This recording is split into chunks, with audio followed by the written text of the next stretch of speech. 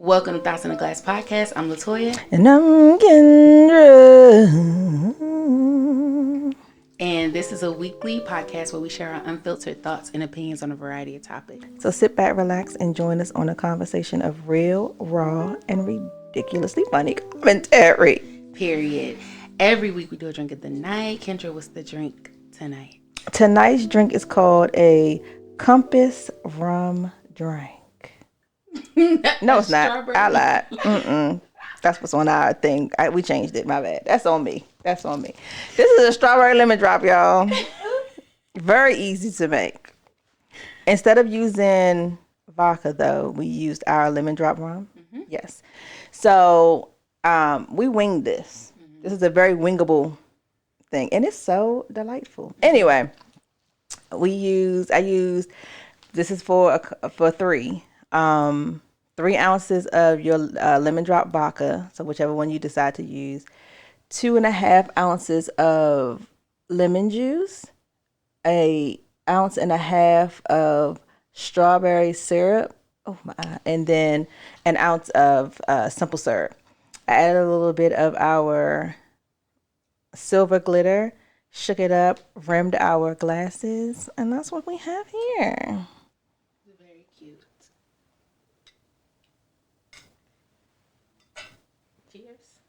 Cheers. Mm-hmm.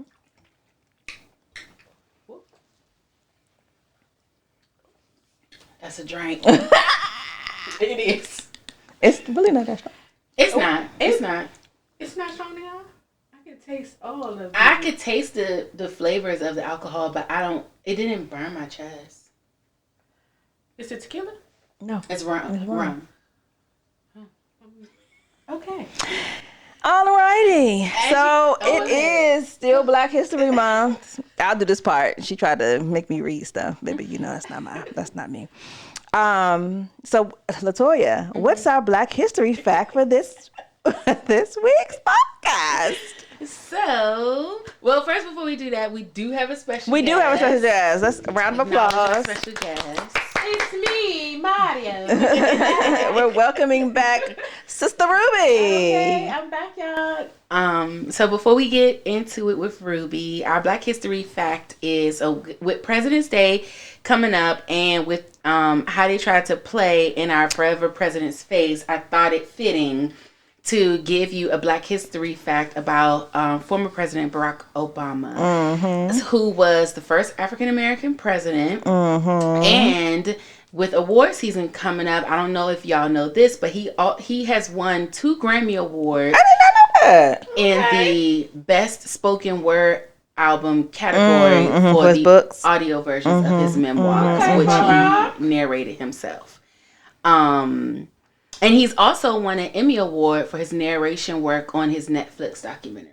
Oh. But I just feel like they really tried to They played in they face. And I just feel like we need to remind you of who we are. Of who the Obamas are. Of who they are. Yeah. And stop playing. Yeah. Disgusting. But anyway. Yeah. And that's why Melania's shit tanked. And that's what I'm gonna say on that. And that's on that. Okay. Okay, so Ruby is back with us for and y'all and not in a cruise attire, which I'm sad about. I was just thinking about that. Like, we need to be on a vacation. Why are we here? It's my birthday coming up. We supposed to be gone. And so I didn't realize this, but Kendra said it last week or maybe 2 weeks ago. But this is actually our 3rd season. Yes, we're in our 3rd season. Yeah, and it dawned on me because last year around this time when we talked to you, you were like, "When y'all started your podcast, I said I was gonna be your first guest." Yes, and you were. Because I'm the #1 fan, and thank you all for acknowledging that. Exactly. Everybody saying when they come on, they were like, "And Ruby, we know." And yes, I watch every week. I'm on this couch at home. But then, so I was like, dang. So yeah, we started, and then a year later, you came on, and it's the 3rd year. So it just. You said it, but I was just like, did. No, it's been 2 years. I was like, no, it's been 3 years. We're going into 3. We're going into 3. So, I remember when it was just a conversation. I know. Which is crazy. Yeah. So Ruby, this is your anniversary. Okay, happy anniversary. So let us be a little vain first. Okay. So now, of course, you didn't really get the whole setup situation because we were on a cruise and we had all the things. But from watching the podcast from the beginning, from the inception till now, with us now having guests, with us kind of like now things we're not necessarily flying up by the seat of our pants anymore. We got a little bit of the core about ourselves. We done got it together. How do you feel that the podcast has now, like, how do you feel about the evolution of it?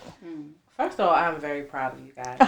Like, I know people don't understand when you have a dream or a passion, it is extremely hard to put that in practice. And y'all have done that. Like, I am so proud of y'all. I said we in the studio. I know, right? Like, it's lights, camera, and action. It's really legit, guys. It's the podcast. We got all of the things. All of the things. So I'm very proud of you guys. Like, y'all, I mean, every day is a journey, right? So you guys are doing. I just can. It's 3 years. Just imagine next year. Like, I know. We up in here. You're talking about we did interviews on a cruise. Who knows? We might be in the plane somewhere. I know. Don't play. Okay. Right. Don't threaten me with it. Don't threaten me with the amazing time. I'm the queen of manifestation. Okay, so, I know that's right. Hello. Between you and Chris. Okay, we on it. Because that's my, Yeah, that's your kindred spirit. Oh, no, that's right. So, so how was your week? I just wanted to say, how was your week? How was everything?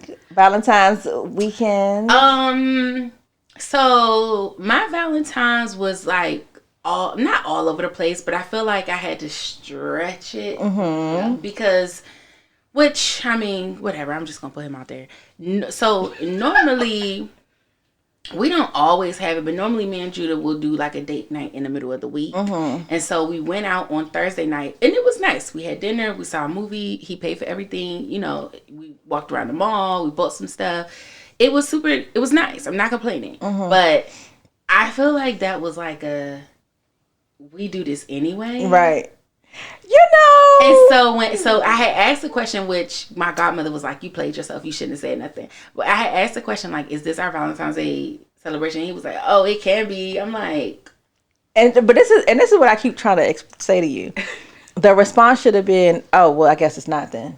Because it's not. I don't be quick with it. Yeah. Listen, don't play with me. And then, like, I was just, so you know how I am. Like, I'm like, okay, well, if you don't have anything planned, I already have a plan B, C, and D.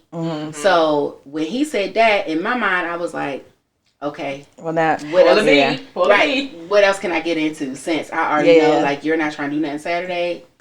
I could pivot. Right. And maybe he is like that because I'm like that. Like, well, I ain't got to do nothing because I already know you got 5 other things that you can be getting into. Yeah.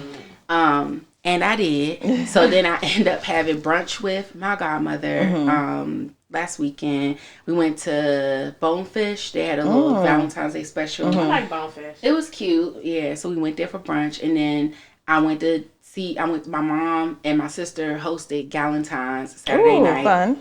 So I went over there. Sorry guys, I missed it. I know. I went over there. That was a good time. It was set up real cute. At first I was throwing shade because I'm like, my mom has a small place. So I was like, the venue. But I know. I can't help it, y'all. But I have to give them their props. They had it set up really nice. They had it decorated really cute. She had moved her furniture to the side, so we did have like open space. And it was actually really nice. I enjoyed myself. Yeah, so that was my Valentine's Day. I read a Valentine's Day novella. You're gonna put it in the bubble later. I know, but see, I'm a true viewer. All right, Ruby's right. I'll drop it somewhere because I can't think of the name, but I think it was like the Valentine's Day trip or the Valentine's vacation, something like that. But it was a quick novella by a Black author. was just released this year. I'm going to say this, and only 23 people watch this podcast, so I don't care. I utilize ChatGPT for a few reasons. I know how people feel about AI. I don't care, right? Like, they only feel like that about AI until they on Snapchat and they be changing their filters. Exactly. But because I use it, I know what it sounds like. Okay. And so as I'm reading this novella, You feel it a little. You feel AI all up and through it. all up and through. So this is gonna be the thing now. I'm not gonna hold you. Isn't it supposed to make life easier? But in this podcast space, there are social media space. There are a lot of AI generated things, and that's how people is making their coin. And I get that, but I guess when it comes to something creative, like I don't. So my critique is not that you shouldn't use it. My critique is that if you are going to use it, then you also have to be able to know what it sounds like and go back in and give it that personalized touch. Just like when the internet first came about and we would get information offline, you don't just copy and paste what you got offline. Right. You cite the source and then you go back and you reword yeah, it. yeah. So I'm not saying that chat or whatever AI model you use, I'm not saying that they can't help you and that you shouldn't utilize them. I'm saying the human part comes in where you go back, take what they said, and put it in your own words, or reword it, or this sounds a little robotic. I want the same idea. Thank you for giving me the roadmap. Yes, but I'm going to tweak. Yes. But if you're looking for into the future, that's what's going to happen is we're not going to be able to distinguish that is AI, because everybody we're still in the generation where, like you say, some of us play with it, but we still we brought up that way to rewrite stuff in our own words. Yeah. The next generation, they're not going to be like that. They're going to be so accustomed, to be saying something and it generates the whole thing. So, there won't be a individual thought, right? And it won't be once someone it won't be a separation because all of it will be like that. So let's I'm gonna say let's put it in the pocket for 5 years, and I guarantee majority of the books are going to be like that. And it's sad to say, but that's where technology is going. Yeah. And just like you say, as far as the internet, right?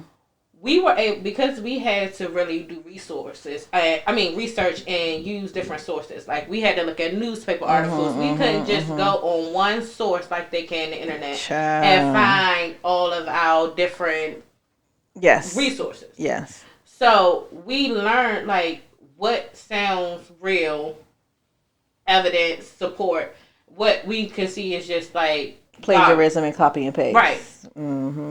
It's gonna be blurred when they get. Cause I'm gonna tell you something. It's already getting blurry. Yeah. I mean, for sure. I get it. When you want to read a book and you put your name down as the author, be the author. Yeah. Because don't author and say featuring AI. If you look at it, they are the author because it's their thoughts that it's their idea. Their concept. Yeah. Right. But it's just like us using the dictionary to. I didn't use the word "the" so many times. I need something else. I don't know. It's just giving very Melania, and she had the thought of a speech, but then plagiarized the whole damn thing. Yeah, I don't want to call her the author. I understand. Yeah, I just feel like like I said, it's no shade. It is an assistant tool. So yes, use it to help, but use it to help and not to do. Yes, to do. But the kids will say to us, "You just mad because." You had to work hard at everything. But you know what? I'll have to say this, and I ain't gonna hold you. Even in now, when I hear that, I'm like, but I also can think outside the box, and I have common sense. And so when anything arises that is not on the path that you all thought it was supposed to be on, you don't know how to pivot. And I think with even when I look at my parents, and I'm like, yeah, they had it hard, had to learn how to fix a car, because you couldn't go to certain places. Now, you can go anywhere, but when the money ain't there, you don't even have the tools to do the things that you need to do. So I'm okay. I want to know the things. Me too. I want to be able to have a singular thought without having to be like, oh, but let me verify. Because that's the other thing. You're not secure enough in what you're thinking that you need to go somewhere to verify such and such. Yeah. It's just like, because you don't have outside thoughts or outside conversations or outside things, you're using a computer because other people have now put their thoughts and things to verify how you feel, instead of, because I don't have to think outside of my bubble that I'm in, the fishbowl that I want to be in.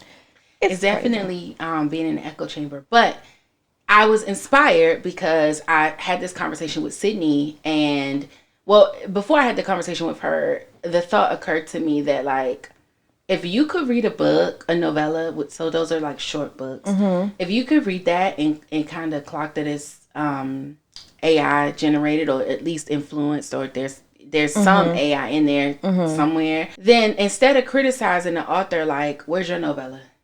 Oh, I mean, that's just how I talk to my. I mean, yeah, I probably talk to other people like that too. But hey, just so you know, I also talk to myself. Your brain, the inner thought is also, the outer thought is also inner. Yeah. But you're well read, so you get a variety of different pieces. So maybe, hey, another manifestation right there. Maybe. Well, so then I was talking to Sydney about it because she writes. Okay.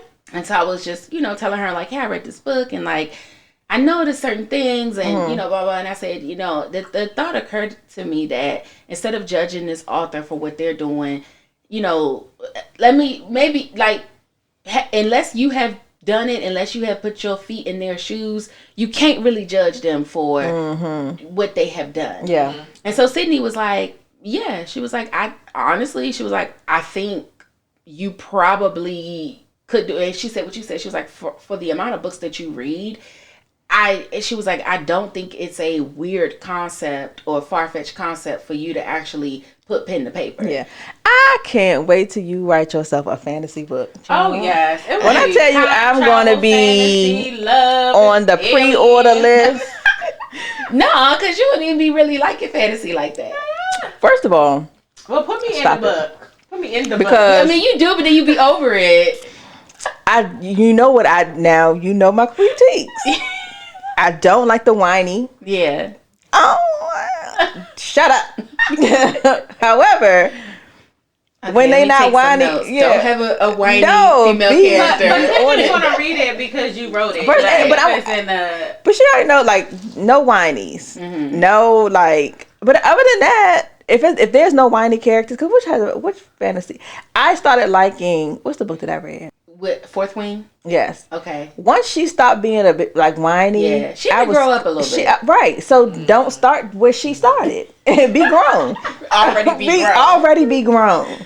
I think I'm gonna work on it this year. I'm gonna as if I need anything else on my list of things to do. I'm gonna work on it this year. Being creative. That's not like a. I think so too. I want to be a character in your book. You do? Yes, I got you. You can write your book. You can make your fantasy book like starting at, like, she's been working and all of a sudden things have started to. Yeah, happen. I definitely think I don't like young adults, so it definitely would have to be somebody that's late 20s. Like, we gonna start there. Yeah, because you still learning. Before you hit 30s. Yes. But would you put like the little flashbacks to build like character development, or no? If we need it, but depend. So it's a novella, so I have to get it done in like 50,000 words or less. Yeah. Okay, so I can't be going back to her childhood and getting all the details. It should be like. But so I'm gonna work on it. Yes, all of that to say, it's cute. I'm already ready. I already see. I'm the main character. Okay, you're the main character. Yes. Okay, I got you. I mean, you can already go off the abilities that I have. I got you. I can't wait to read it. You got 6 months. Like, wow. Dang, okay. She's talking about you just being creative now. Pressure. I don't want the idea to just sit there and be stale. I gotta push. Anyway, that was my week. How was your week? You watching anything? Yeah. You've been waiting to die to talk about your show. Okay, Okay, so how did my week go? Typical week. Homeschooling and doing that business. And, it was Valentine's, hanging out with the kids. I am watching, so we Bridgerton girlies. Mm-hmm. Y'all already spilled the tea, so I ain't gonna go into it. So I will ask really quick, how did you like it? The first 4 episodes. The first 4 episodes. I enjoyed it. The thing about Bridgerton is I don't want to always predict stuff. So when they throw a little in it, I'd be like, "Thank you," because I really like that era. Even though it could be the same storyline over and over again, I just love the era. I just love how the costume. I just love everything. So I will still be watching, even though I know like what's gonna happen. I'm a viewer, so I did pack on that Beauty and the Beast, Cinderella. I seen it right away. I was like, no, they didn't. Yeah, but I'm here for it. Yeah. I was pissed off. Me too. I wasn't necessarily pissed off because in my mind I already knew that's where he was going with it. I just didn't like why you had to ask her in that moment. Like this is the level where he was the level of disrespect. But my thing is, I thought it was gonna be when they was in the room and he was telling her like, after she had spilled the tea. I thought that's what he was gonna be like. Hey, why don't we just have some type of arrangement? Because I can't have you serving tea. Not after you done had your fingers all up in my snatch. But this is the thing. And she thought that she was going to hear something. She really did. That what bothers me. Because I've been fighting what I think of you this whole time. Like, I've been trying to separate the two. I've been warned by my elders. Yeah. Like, you on this line, he on that line, don't cross it. Yeah. You keep pulling me on this damn line. You know what it is? And the thing is, the unfortunate part is the realization that that's how men be doing. And it is. It's not a take a back moment because you're in a fantasy and you think that the fantasy is going to be what it really is. But the reality of life is we be like that. And you be like, oh my God, he's really going to ask. He's really going to do such and such. And you see a box and it's a key to his apartment. Bitch, where's the ring? So it gives the same thing. And the level of how do you think that's romantic? And I think he thinks it's romantic because of how in these male conversations, the guy that his actually friend. Has a mistress makes it seem as if she's so happy about it and it's so glamorous. And he's like, aha, now the answer to my problem. Right. But the other thing is, he also is under the understanding that she is a servant. Yes. So in his mind, what more could a servant ask for? Like, I don't think he's not coming from a space of equal. Like she's my equal. But, let me elevate. Like this is the highest that I can elevate you. Yes, coming from the when the friend when he seen that he automatically was like, this is the answer to my problem. Like he's walking around with her like she's happy. He thought, oh my God, this is the best thing I can do for her forever. No, if you really love somebody, wouldn't you go beyond that in my mind?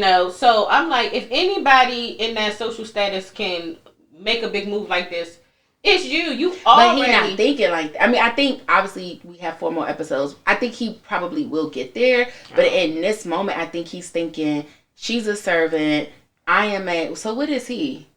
He's just a gentleman. No, he is like, I don't know his brother has the title. So What is his title? What? He doesn't have a noble title. Yeah. He's just Mr. Gentleman. Yeah. Okay. He's just referred to as Mr. But he's all over the place. I know. All over. Because he's the son of the second Viscount. Right. His brother is the Viscount. So he's a gentleman. Yeah. But I think the other part of that is because right now his brother is off he's gone, right? Yeah. Mm-hmm. So he is the man of the house. Man of the house. And I think the other part is like, you already have all of these strikes against you. Maybe I don't need to add this one. Kind of thing. I think it's like, my sisters is already calling me a rake. My mother already thinks that I need to marry such and such. I'm already very much so promiscuous. I'm already out here living, double lives. So maybe I don't need to then add more drama onto my thing. But his personality, he don't care about that. I think he does. He's starting to care now. He's starting to care now, and I think he cares more because if he didn't, his escapades wouldn't be so private, and because people know that he's vanishing. People know that he's doing the same thing that other gentlemen are doing. They don't know the depths of which he's doing it. The mother is like, I'm trying to get y'all out of here. I'm trying to get my back blown. And I love it. She said, I am the tea you drinking. I am the tea. Well, she asked her. I love that line. Okay. How would it work if I had tea up here? Oh, girl said. Sister said, everybody will be Mama gotta have a life too, is what she said from Baby And I love that for her. Because the servant was like, I got sneaky link activated. Right. She said, nobody gonna know. Everybody got to go. And I will be the one making sure your tea arrives. I love that for her because you kind of see her character develop now. You know, we all seen her as this mother and all that, but she has a lot of soft sides to her. Yeah. And she has a lot of pressure to uphold up this first of all, the mourning of your husband and this ideal that, okay, you're done with that part of your life, the sexuality, the romance, the this, the that is done. And I hate that to see that this has been the thought process, and it continues to be the thought process. I don't know if I told you this story when I was talking to Christine, and we were at IHOP, and she was like, "Now he done be dead. He done been dead for 6 months. I think that's enough time for my mourning." I said, "Grandma." And she said, I said, and she was like, "I might need to find me a new husband." I said, first, wait a minute. You are 90. You don't have any needs. You are in a walker. What you got going? She ain't got no needs. You know what she don't got no needs. She's a woman. She can still have needs. My grandmother is her brain and her body are not connected. Okay. Her brain is thinking.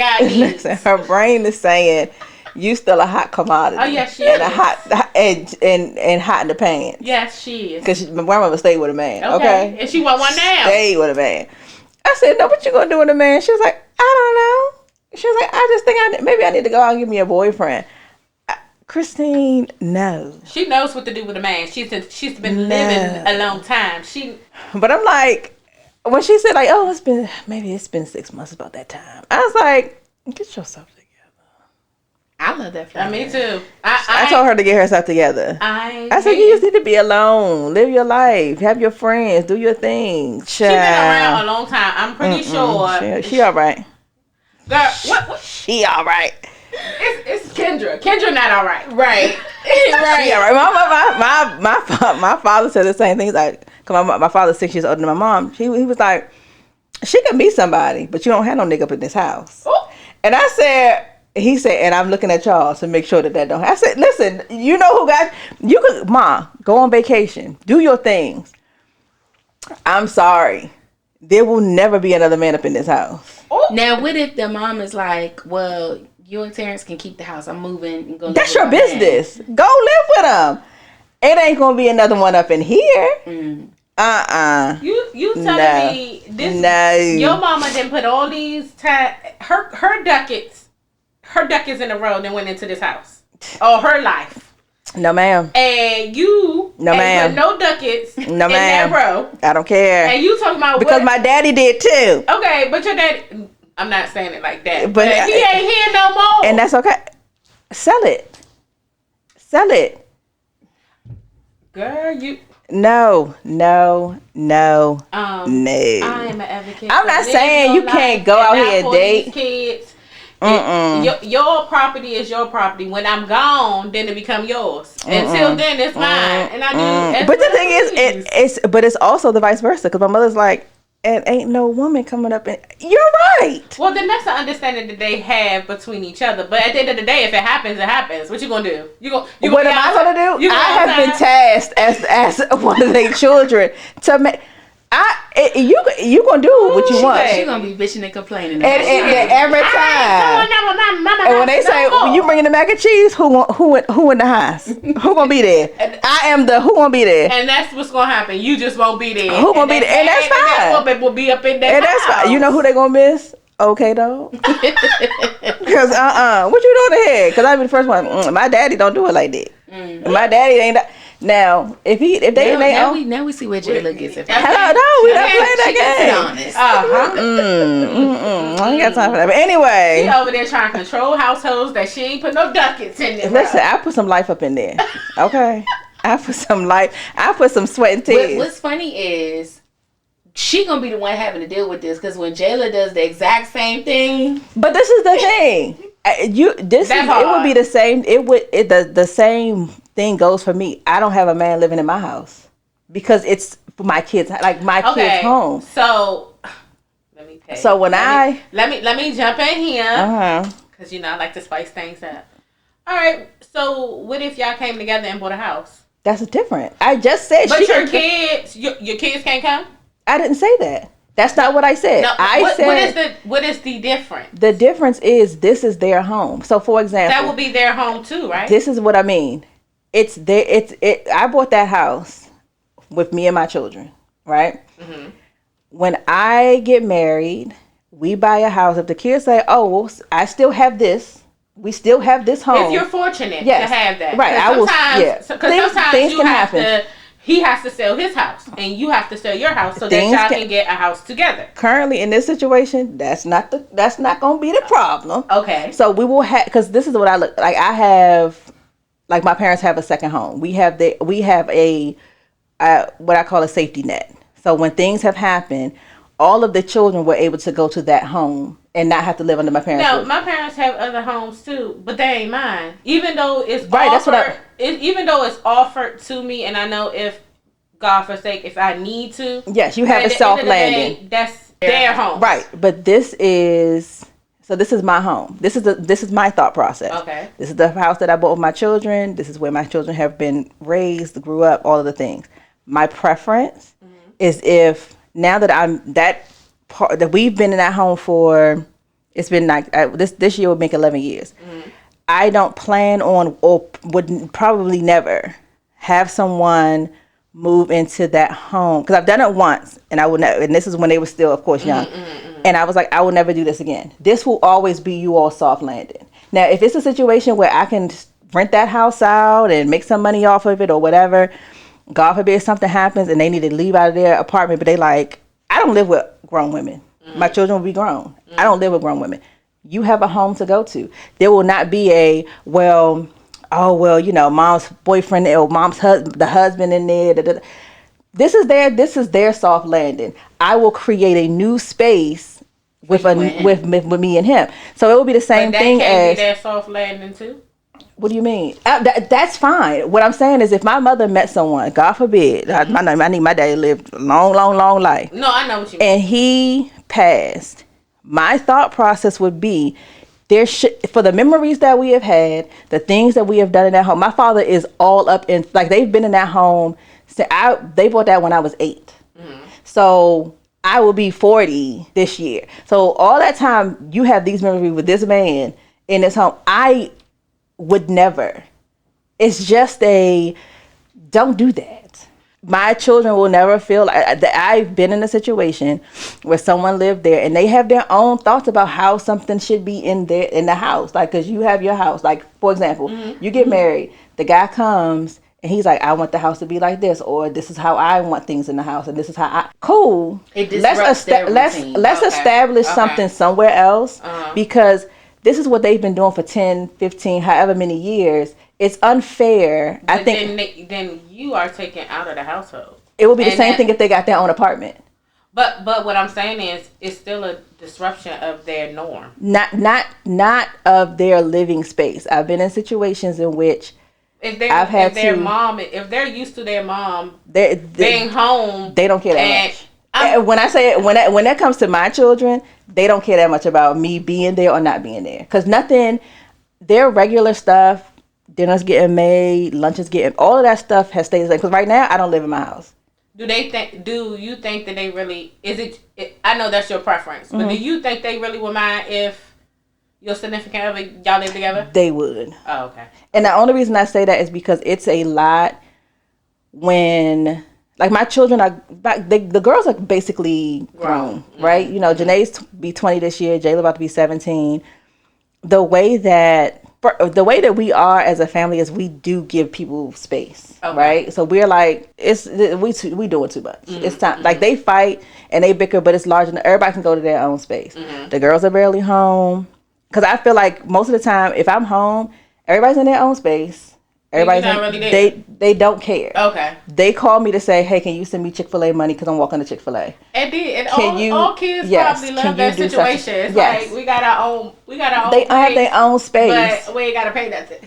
They don't pay a bill. That's what I'm saying. Right? Can I be your daughter? Can I come out? And then I'm like, I love that. When it comes to my mom, I love her down. But she better not bring no man in. Don't bring nobody in the daggone place.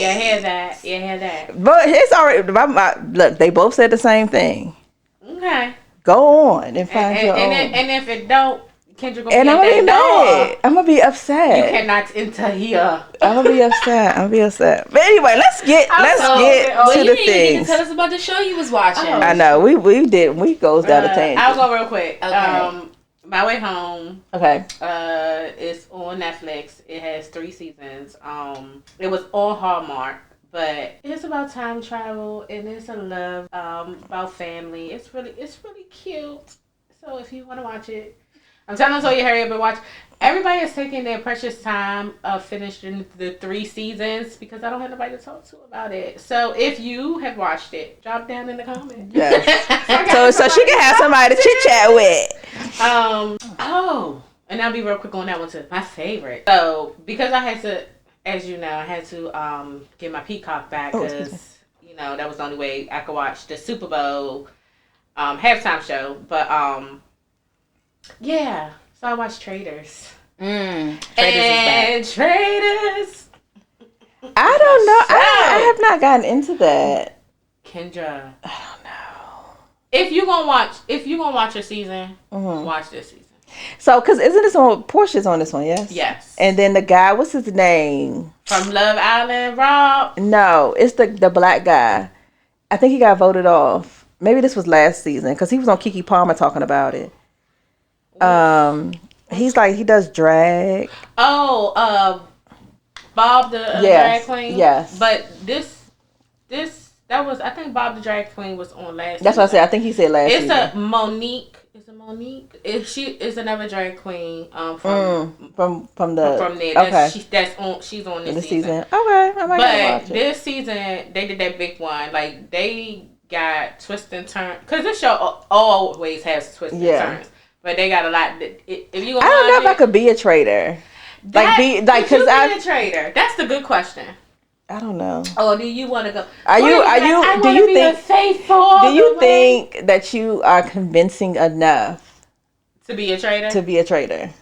Now the thing is, I could be a traitor if once I first started the game, they told me I was a traitor. Mm-hmm. The hard part would be for me if they switched it up. If somebody recruited me midway, because my loyalty is my loyalty, right? So the reason I say I could be a traitor off bucks because I'm like, me and the traitors, loyalty down, Yeah. But if I was a faithful first, because then I'll be like, this is my homies, we in here, and then they be like, bring me up. You either be a traitor or you die. Oh, be like, traitor! I'll be a jackass. Be like, I'm a faithful to death. But then I'll be like, now I'm about to go to college. I'm trying. I got these bills. I'm trying to stay. I need to make it to the end. I'll be up for the traitor, and I'll be sitting there like. That's when I'll be sweating because I'll go so hard as whatever I am. Yeah. That when they gotta flip up, they be like, they gonna be pinpoint.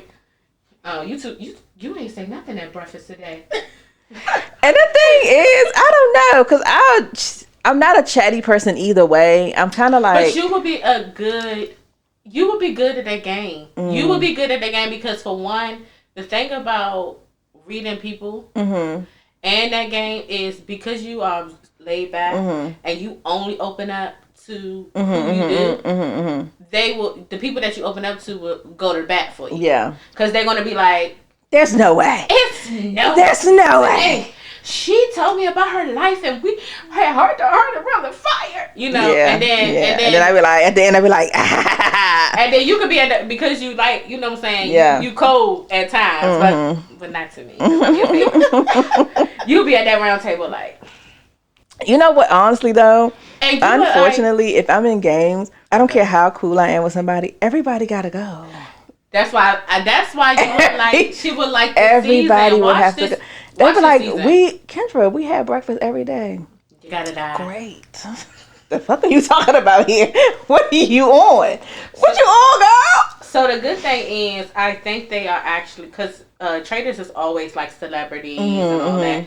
Next season, I seen it. They said they're gonna we're looking for regular folks. Oh, child. I said, I told Toya, I said I want to go on there, but I would be good at the game, like strategy wise, like mind manipulation, like just playing chess. Like I'm good at it. It's the challenges. Yeah. Because you know they're gonna interview you and be like, "What's your fears?" And my dumb butt gonna be like, "I don't like spiders. I'm scared of heights." And then the first one gonna be like, "Up in the mountain, we jump from spiders," and I'm gonna be like, "See, mine." And then the thing is, and I'm gonna be cussing. Because mine's gonna be like, I don't like surprises, and niggas is gonna be surprised. They're gonna be like, they are. The first one is gonna be clowns. Hi. I don't have like I don't. None of that's like mine would be like a haunted house, and now they're gonna send me on a haunted house, and I don't do well with a high level of emotion, like suspense. Oh yeah, God. And you know they do that. Like them game shows. They won't push you to your limit. Push you to the limit. Yeah. But yeah, so please, because watch this season. I'll watch Kendra, it. Watch one episode. Okay, I'll watch it. And it's a housewife on there that I think you. Portia. No, not Portia. Is another one. Yeah. I know Phaedra was on one. Oh my God, her name is her name Candace. Oh, Candace. Candace From I think she's from New York. I think it's a Candace from New York. I don't know, but she was like a housewife, but she was like a beauty queen or something. You will rock with her. Like, all right, we gonna see. We call me, watch it. You gonna be like, girl, that Candace, you were right. Like, we gonna see. But that's it. That's all I'm watching. I ain't even reading nothing. That's sad. I need to read. You do. I told you about the library app. I know. So Toya knows I love books. That's like is that like a secret passion? Because a lot of people don't know that. Maybe. Shout out to my Aunt Cherie, because she started me with every Christmas, holiday, birthday, she would give me a book and she would ask me about it. So I had to really read the book. Oh, okay. And that started it. But yeah, I mean, because the last book I read was it Blood at the Root? Blood at the Roots, and then I was reading Tina Knows. You did read that. Yeah, because another spoiler, I have to read multiple books at a time. Because you don't like, because it gets you all, you get bored. Yeah, and also too, I like to challenge my mind. So like if I'm reading like an urban legend book, or I'm reading like a fantasy book, I try to pair it with like some literature, because I'd be like, you over here being relaxed. Oh, trying to keep your mind going. And try my mind going too much with this word. I don't really do a lot of literature, honestly. I don't read too much nonfiction unless it's a good memoir. Yeah. No, I did start. I think I told you I started I went down a rabbit hole about Creole, and I was Oh, and did you read that book that the guy had recommended when we went to New Orleans? I started to read that one, and then it was another one that I had picked up, which I thought it was gonna be something different, but it's more like literature. It's more like the history of it goes. So I'm like, But I went down the rabbit hole because I wanted to read about the supernatural stuff and like the different gifts and stuff like that, and I wound up going the whole total opposite direction with just like history and the architects and but anyway, that's what I do. Weird thing. I can't just read a book and be okay. I gotta be challenging on some other stuff and trying to read both of them at the same time. Yeah, so that's it. So since it is your anniversary, it's been a year since we saw you, and I would say the biggest thing for you this year was stepping into entrepreneurship. Would you agree? Yes. So a little back, I'll be quick on that too. At the last time I spoke to you, we was really talking about how I felt about the education system and how I said, I was very strong. I don't want to be a part of an institution that I don't believe in their practices. It was really pulling at me, my heartstrings. I just felt like we wasn't doing the justice for these children. Well, that intensified, and I did not go back to teaching. And I opened up my own homeschool daycare in my home. A round of applause for stepping out there on faith. Hello? Stepping out there on faith. Nova is one of my main reasons for doing this. As if y'all don't know, I have a 16-year-old and I have a 3-year-old. And my oldest, she's doing very well. She went through the whole school system, from 2.5 pre-K 3. Now she's in 11th grade and she's a 4.0 student. She's really good. So it is a positive that I have seen in that aspect. But I had already started her in this institution, and me pulling her out now probably would have did more damage than helped her. Whereas with Nova, I'm like, I'm not putting you in this system. I'm going to homeschool you. I'm an educator. I got, your credentials. My credentials, and if you can't beat them, create your own. Yeah. And that's what I did. So it's been fun. Yeah. The creation of just being creative, it is. I'm smiling now because I know how much of a journey it has been. You go into stuff with a plan. You think you got a plan. Child. I went in this without a plan. And if anybody knows me, that is not me. I knew what college I was going to in 4th grade. I was always a planner. Now, this situation was like, I have no plan, but my spirit is saying that it's got to work. Yeah. And it's going to work. Yeah. The battle between the two voices of the planner and the person that's saying, let it all happen. It's difficult. It's difficult. Yeah, I can imagine. But I will tell you this. If something is meant to be, it will be. And you don't have to force it. If it's anything that you're forcing, if you just feel like you working too hard for it, sometimes it's not always for you. Yeah. And I know we have been taught like hard work. Yeah, if it's hard, then that means it's worth it. It's worth it. Yeah. Not necessarily. Yeah. Because divine intervention, things happen how it's supposed to happen. And if this is where you're supposed to be, it's gonna happen regardless. Yeah. And that's with this. I did not have a plan. I still don't have a plan now. I just know it's gonna be. I think, me knowing you personally, we talk about like intuition and, how we are in tune spiritually, but we don't always rely on that. But I feel like with this journey, you've had to rely on your intuition. You've had to rely on, does this feel right? Does this not feel right? Well, I'm going to pray about it, and whatever happens, happens.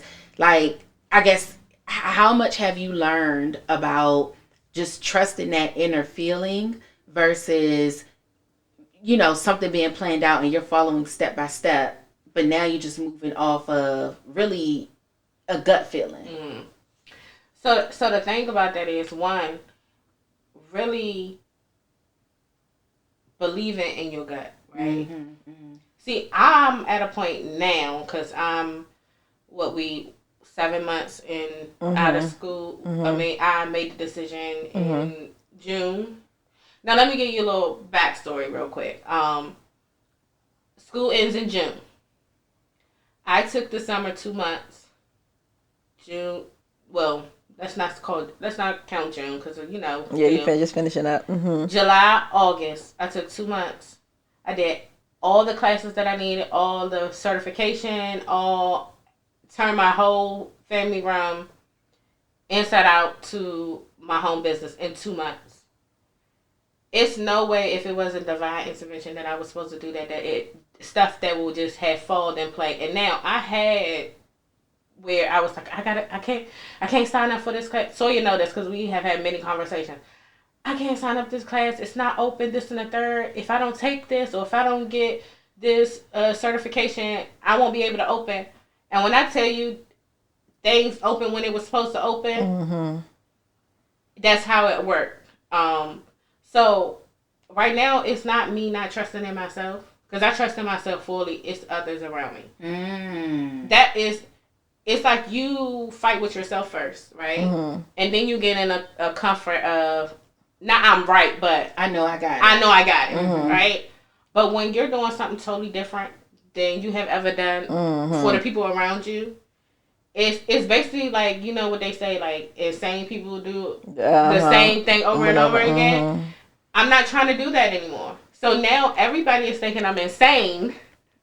Because you're doing completely different. But I was and you do get the, why you ain't do this, or why you ain't do that, why you ain't say, and it's, on the one hand, when it comes to community, you're like, I know y'all just looking out for me. Right. I know it's y'all not just coming from a harsh place. Make sure that I don't fail. Yeah.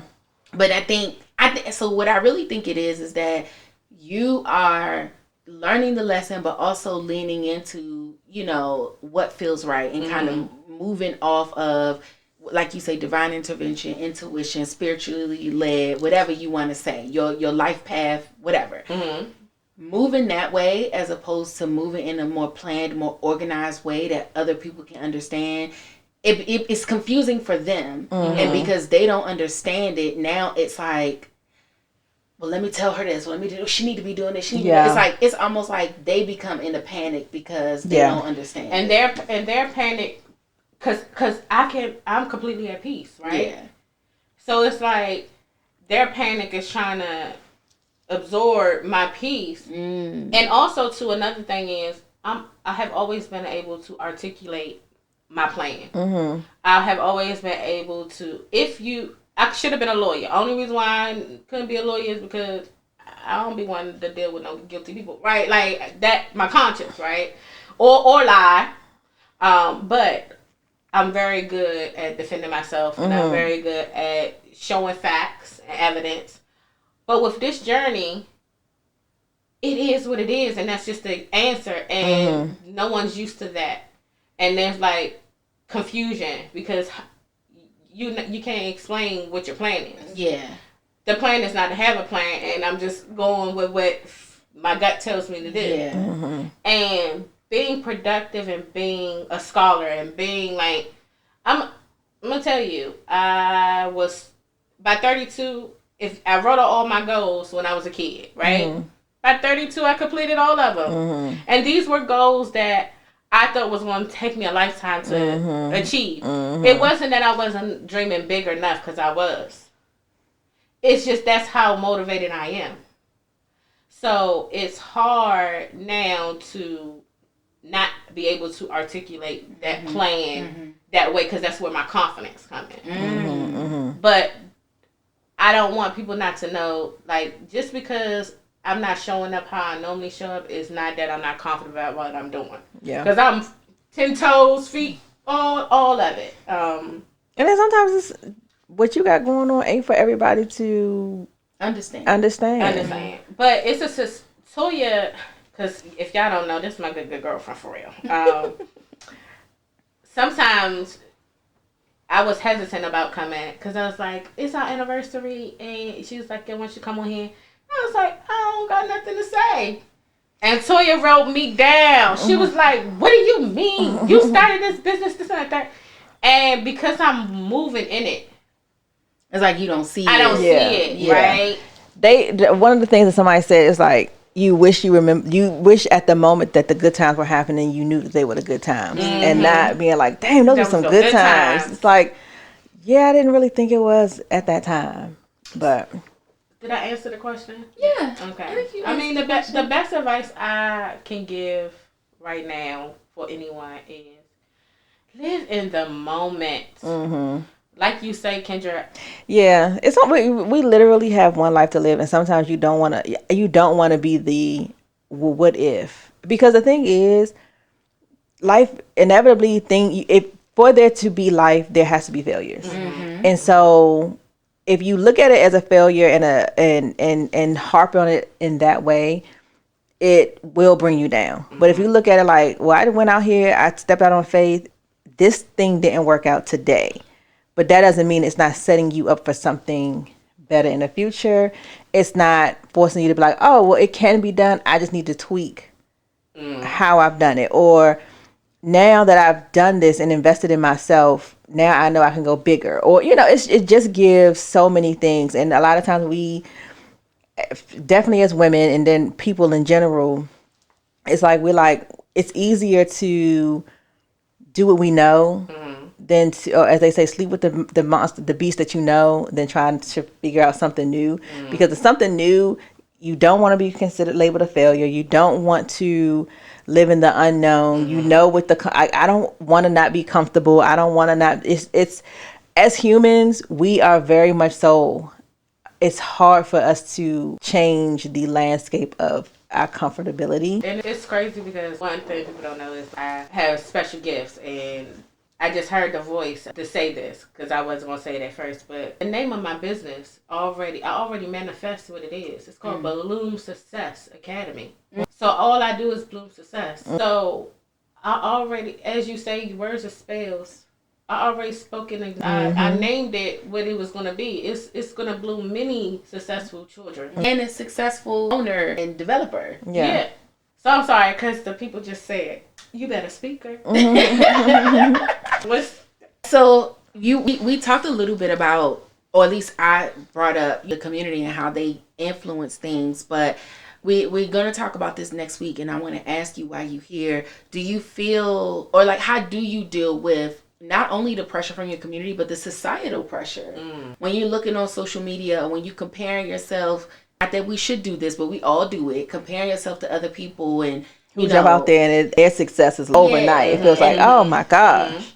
Do you feel that pressure? And if you do, how do you deal with that pressure? So I got to go higher. I got to do more. Constantly be producing, constantly be achieving, constantly be feeling like where you're at is not far enough. Yes, you do feel the pressure. I have a competitive spirit. I'm a scholar. I've been pushing, reaching this goal. Don't even enjoy the goal and be like, move on to the next. So it's in me. Now it's like silencing that, right? Because it's like your journey is, I think once you get to a point of peace and just really feeling confident in yourself, no one else matters because it's not their journey. And you can't compare apples to oranges. Yes, it's, it's a fruit, so it's under the same category, but it's not the same. And that I got to keep telling myself, it's not the pressure of my own self, it's societal pressure. And it's like, what makes you, sometimes I have to talk to myself and say, why don't you feel successful? Why do you feel like you have to compete with someone else? Even when you were in a competitive situation, you still never felt, because that's that arrogance, right? Hey, sister, because my sister be like, you got an arrogance about you. But I do, right?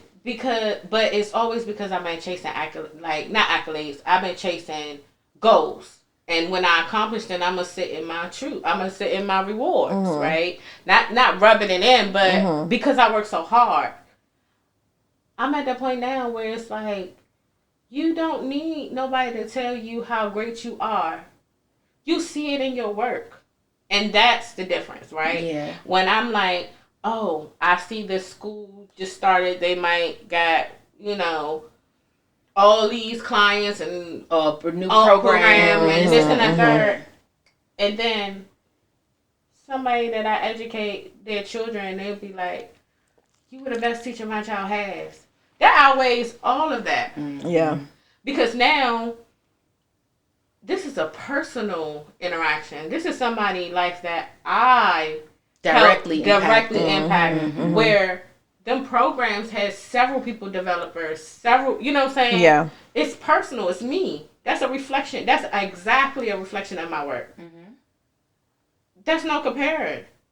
So that's where and I'm then at. it's sometimes, and I think I'll steal it from Kevin on stage. Sometimes a slow burn is so much better than a quick, you know, what's the face explosion. I'll say that, but because the thing is, you learn so much more when things are slower. You are even in the mistakes. It's like it's an easier cleanup. It's an easier like you got 50 kids and this happens, so it impacts 50 kids. Now it's only impacting 5, but now when I do have 50, this mistake won't be happening. Right. Or this thing won't happen. So the slow burn, I think, and it leads to a longer success. And sometimes, as we see with some of these social media things and stuff like that, it explodes, and next thing you know, 2 days later, the people is in the courthouse. So, and like you say, it's the definition of the success. What values your success is what you put on your list. Yeah. My list is totally different than someone else's. Yeah. You know, something that they might achieve yesterday, I might have to achieve in a year. You know, something that I achieved the same day. I mean, because I'm gonna be honest. I mean, I went viral. You did. You know, but that don't always add to monetary. Yeah. Right? That doesn't translate to coinage. Right. But it did. But you know what that showed me? What? A lot of people believe in me. A lot of people, I'm a good person. I got a good heart. So a lot of people, I pour into people, and that was just them one way of showing their love back. Yeah. Because I know in such a lot of situations in my life, I might be impacted people in a lot of different ways, and it may not never be a time where they can show it or tell me. But showing that, I'm going to post it. I'm going to resend it. You know, send me your link. A lot of my clients been word of mouth. That's good. And even if the situation might not work out, they're like, how can I make you go forward? What can I, it's nothing, I haven't been a burned bridge. It hasn't been a bad taste in nobody's mouth. That's success. Yeah, I agree. So okay, before we get out of here, I do want to talk about this because when we talked about you coming back in for your anniversary, one of the things you said was, I ain't in no relationship. I ain't doing this. I ain't doing that. But I think it is important to talk about love and relationships because while you may not be in one, I think, this is just my opinion, you may disagree, but I think you as a person in this past year have grown and have changed, and I feel like maybe your perspective might be somewhat different than it was a year ago. It is. You are. That's why you're a good interviewer. She be pulling it. Come on out. Yes, because a lot of the podcasts I think last year was about love and relationship with me. Yeah, it has changed a lot in a year. Guess what, everybody? I'm getting married. Say no, I'm just joking. I mean, I know that's what you wanted to say because that's what I said that was gonna happen. But that's not even my mindset. I know. Girl, the headphones ain't coming off. I know it's so weird, right? Okay, I'm sorry, guys, because I'm not. It's not. You're not used to that, yeah. And I keep like hope. I don't know why. Yeah. I think it's from back in the day. She thinks she in the recording booth. Yeah. And she's saying a little Mariah Carey. She trying to get on the good foot. I think that's what it is. It is. I know what it is because she only doing the one. Yeah. She is definitely in the studio. It's not even a button over there. Right. She's in the studio. Let me do my radio talk. But yeah, so okay. Let me put my hands here. It's just I don't know what it is about the headphones. You're right. I think I'm in the studio. She said I'm here. Okay. I've arrived. Yeah, my mindset has completely changed. What does a relationship look like for you at this stage in your life? Like, what would it look like? It definitely will be somebody I can grow with and build a life together. My perspective has definitely changed in a year. Financially support each other, be kind and loving, have similar standards. I'm not, goodness, the one thing has changed, I ain't settling for nothing. I ain't settling for nothing. So the standards are much higher now. Oh, right. To the roof. What they say on anybody watch Living Single when they was like, up the roof? No, up the ladder to the roof. You know that? Well, it's all the way. Yes, it's all the way. It's when they were singles. So I was open last year. I was open to dating, right? So I started being open to the idea of talking to people, getting to know what the dating life is out there. And what I learned is that men They don't settle. They don't settle at all. They be the bumpity bump bums of the universe. You know what? And you gonna speak facts on that. And they be like, I gotta get a 10 out of 10. And look like the bottom of my goddamn shoe. And here we are as women, and you can say, we always judge ourselves lower anyway. Even if you're the most highly confident woman, right? Because you're always pulling yourself down. Right, because you don't want to be too cocky, right? So you be like, well, I'm a 9 out of 10. You still be going for the 5 out of 10, right? So you be like, I'm a 9, but I'm not a 9 to everybody. Right. So we all listen. Let me see what he talking about. You're saying some things here. Okay, and I'm not doing that shit no more. I would rather, and I have come to this. I came to that conclusion, I think, after I had Jonathan, and I was just like, I would rather be alone than to do that shit again. And let me tell you, I think that's the perspective that changed. Mm-hmm.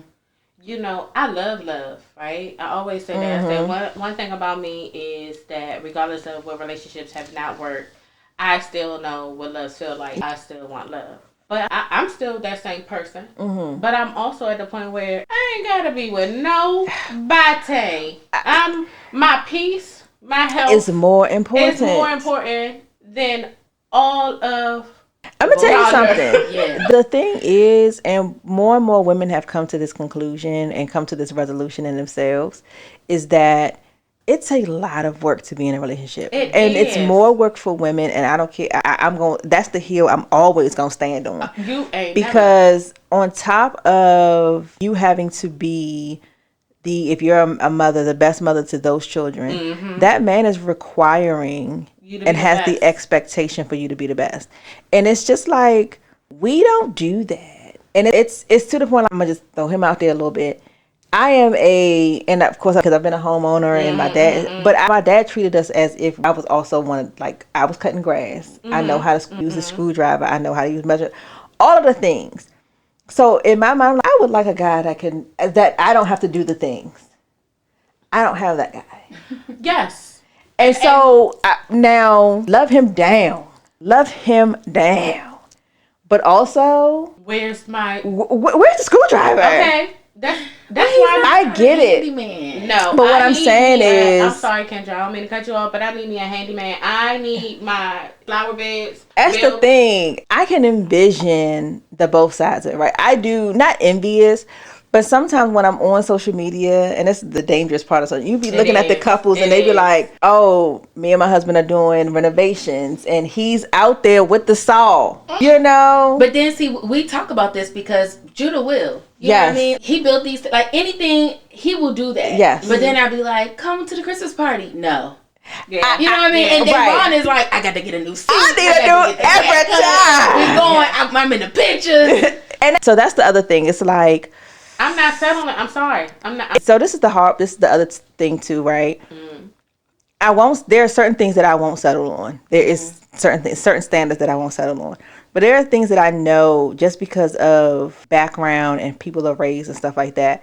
There are some things that I know that he has settled with not necessarily settled, I'm going to say compromised. Mm-hmm. Because I have my own ideals. I have my own ways of doing things that we are different in certain things. But what used to be like, this is for example, I'm not messy, but if I have clothes, all my clothes might be in the bathroom, but they're in a pile in the bathroom. Mm-hmm. And so we have separate bathrooms. His stuff is like, he don't want stuff all over the place in the room, but then when I'm in the hallway, all your clothes is in the pile in the hallway. So at first, everything had to have a place. So when we first started living, it was like, I don't operate in that space. I can't. Do I wash clothes? Do I put all the clothes away? So he was very like on top of stuff. Like he would wash all the clothes. He would do all of this and he would do all that. Cool. By all means. Very much so slowly. That knob has turned off. And it's, you put the clothes in the washing machine. Them clothes was in the washing machine for 3 days.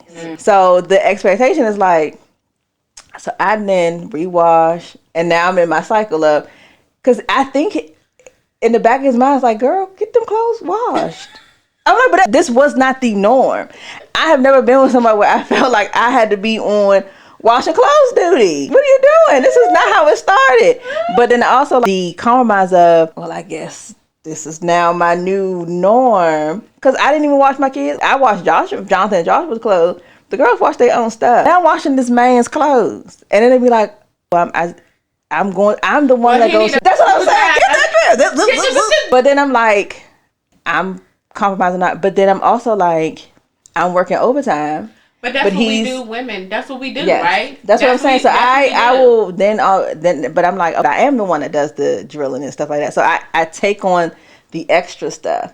And I take on I think in your situation, I think you used the right word, which was compromise, because I think y'all have other things in the relationship. Like, you're not gonna not be with him because he don't know how to use a drill. Right. So many other things. That's where that he contributes that you didn't realize you needed. You're able to compromise on that. Yes, and I think that's the other. When you're single, the mindset is, this is what I want, right? And so you get into these relationships, and then you don't realize, I need to work overtime. So he's not just taking on and making sure Joshua's like, oh, I'm just get my child. He makes sure that Jayla gets picked up from practice.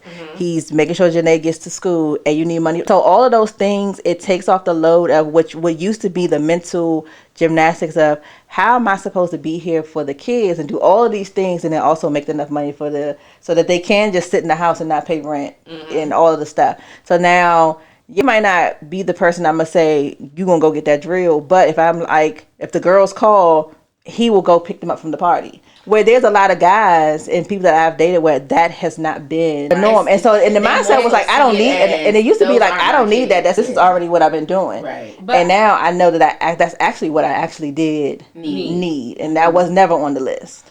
But, okay, so for that's a partner, right? Yes. So that's automatic. To me, when we become partners, I already expect that anyway. That's not on my wish list because I already expect that. Because when we come together as a partner, whatever road that we have to take, it's going to flip-flop. We operating as a team. So my foundation for a relationship has already had that. So that wasn't one of the things that been like, if we don't, because I was about to put my business out there. I'm going to tell you. One of the one of the lowest situations. No, I'm not even gonna say that. One of the relationships that I have been where others outside probably be like, girl, she dropped all of the standards under not all the standards. But that was the one person that, when it came to stuff like that, it was an unspeaking language. We already moved. Yes, y'all had a nice rhythm. Where, just hypothetically, he go on my refrigerator, open the refrigerator, and be like, he don't even say nothing. He just goes to the store. I'll be back. I'm going to the store. And now groceries. Now he might steal some groceries. He has the potential. But we in. Right. Like, if he at the store and he know my kid like a certain candy, even though she might not say hi to him this morning, it's not about that. Yeah. He getting the candy. So certain things that showed me that certain things are already. Even if I'm lowering my standards, that's a must. That's like baseline. That's the baseline. Yeah. And we have to move like that. Because I can't operate without movement like that. I can't operate without dancing anyway. You ain't getting close. But the thing is that what I'll say is, because I was having this conversation with my coworker, and I was talking about when he and I first did. She was talking about her husband. But I was saying when Yvonne and I first started dating, we have very different sense of humor and ways of doing things, right? And so the pliable and compromise within him allowed certain things to because it wasn't the relationship between him and I was a pretty good dance. It's a difference when you bring in teenage kids. It's a difference when you bring in other dynamics with other fathers and stuff like that. So that is especially when that person, he doesn't have any children. So that's a whole different kind of dance. But I was talking to her, and she was saying that and within her marriage, and they've been married for a while, their children are their children together. She was like, for her, he has all of the qualities on the list. However, because he's a dentist, he does all the things, or helps with the kids.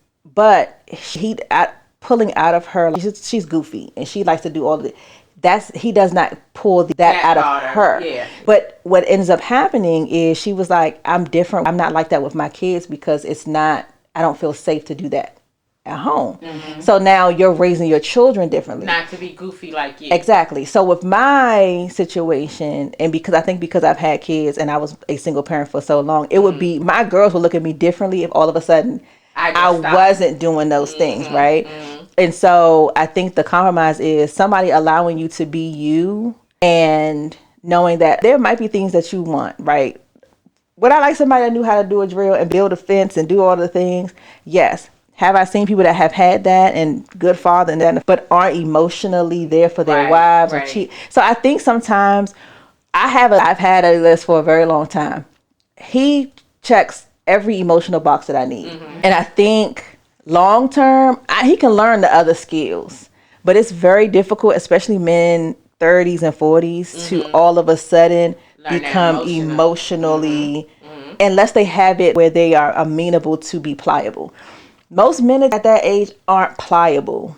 So, girl, I commend the list.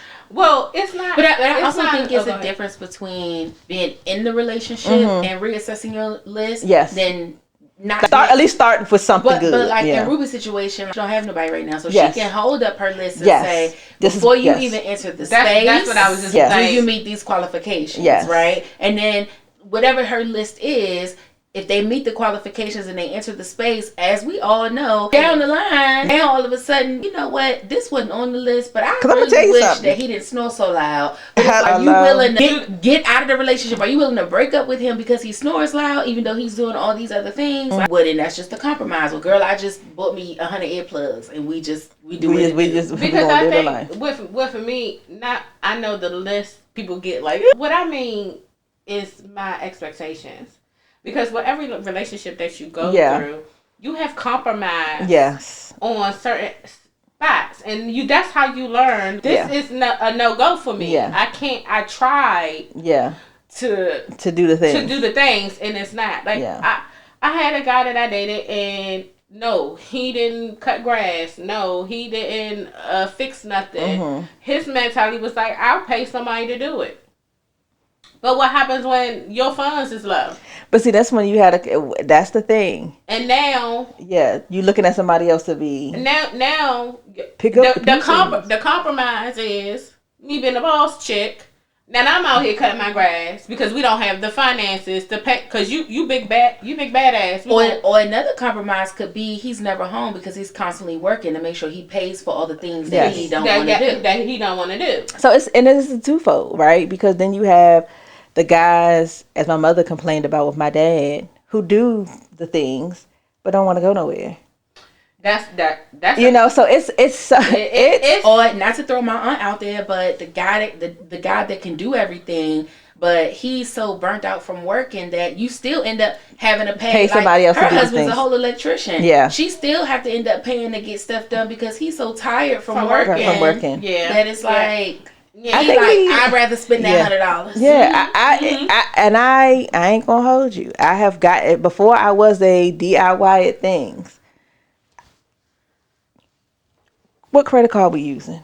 It used to be, even now, because he'll be like, I'm gonna just pay somebody to come put it together. I'm like, oh, it's so simple to come. My mentality also is not necessarily a poverty mentality, but I think it's the trauma of not having. So I never want to be in a situation where if I can fix this, I'll just hold on to this 100. But his mentality is, I'm going to make that bag. And so now my new mentality has been, I work this hard so that I'm not killing myself to try to do everything. Yeah. Because it becomes too much. So that's the other thing. Being in different relationships brings different pieces out of you, and it's supposed to be that. And so now I'd be like, let's just call somebody to put it together. But the thing is, it's always something still in your mindset that you're like, I wish he could. Yeah. Yeah, I think because yeah.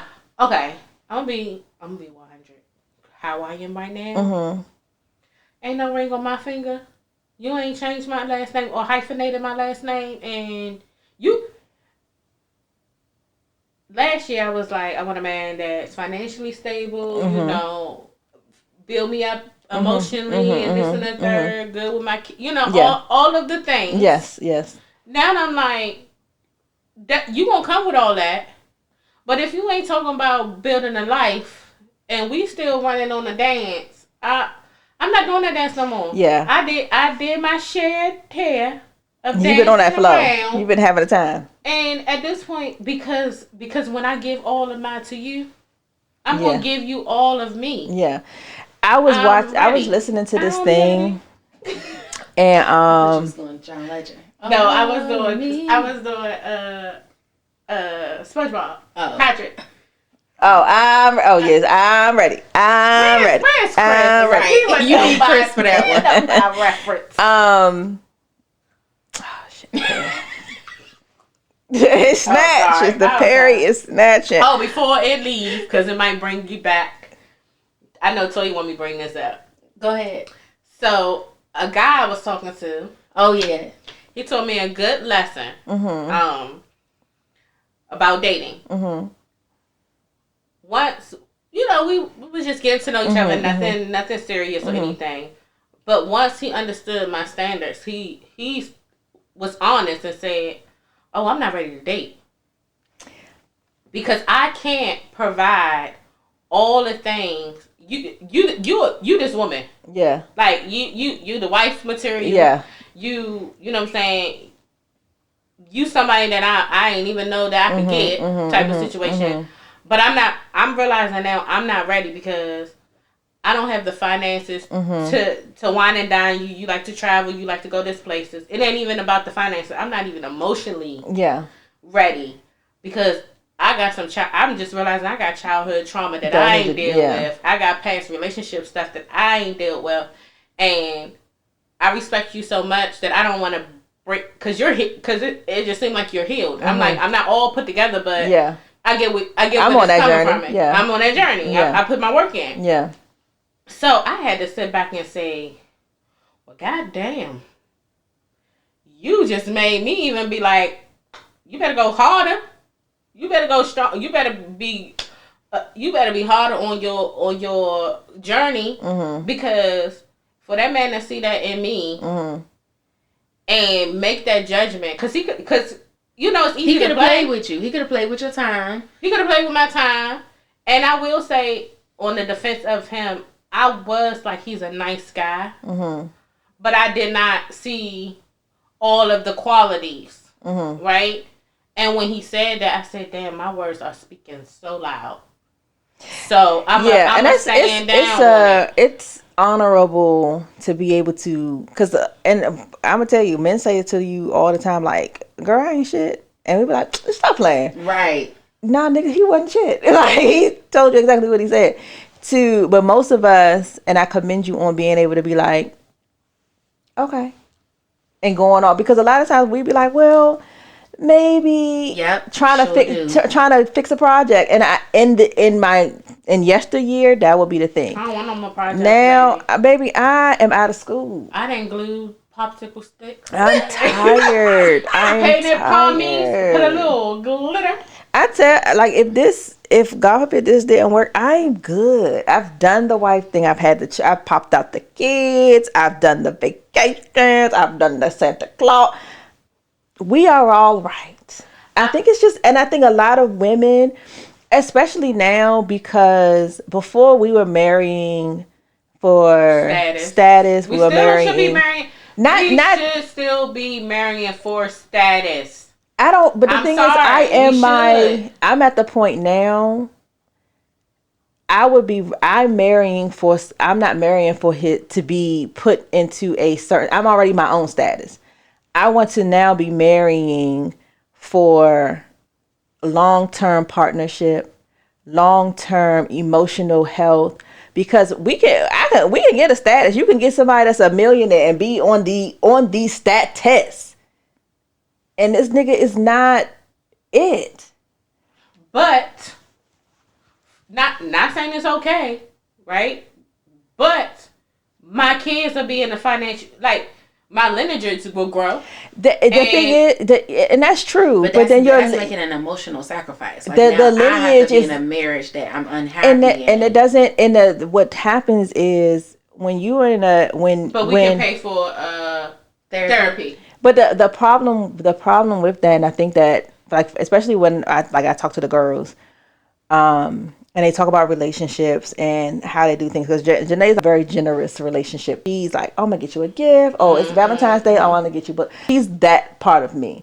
Jayla, but they both have, and Jayla's the same way, but both of them have the older version of, I know though I can do this by myself, because I've seen women be in these negative relationships, and you end up curating children who either don't want to ever be in a relationship because the first relationship they learn from is the relationship between parents, or they are chasing projects because that's what they see. They see, oh, my dad wasn't really there with my mom, but he made it financially okay with us. So now emotionally, they don't even know how to be a wife. Or mostly for men, it trickles more so on a male, they then don't know how to be a husband. They are very closed off. They are very there. So you're going into a relationship looking for a marriage and compromise and all of the things, and someone dating you and adoring you, and then they're like, I'm gonna just throw money at the problem.